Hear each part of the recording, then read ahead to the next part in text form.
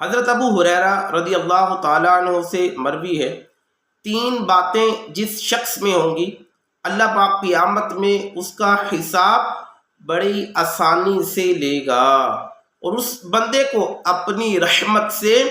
جنت میں داخل فرمائے گا۔ سبحان اللہ، وہ 3 باتیں کون سی ہیں؟ نیت فرما لیں انشاءاللہ الرحمن وہ باتیں میں بھی عمل کروں گا، اور آپ سننے والے جتنے یہ بھی نیت فرما لیں عمل کرنے کی نیت کرتے ہیں انشاءاللہ الرحمن۔ نمبر 1،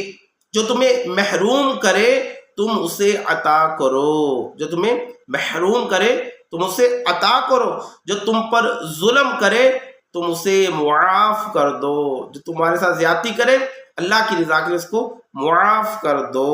اور جو تم سے قطع تعلق کرے یعنی رشتہ توڑے تم اس سے ملا کرو یعنی رشتہ جوڑو، اللہ پاک کی رحمت سے جنت میں داخل ہو جاؤ۔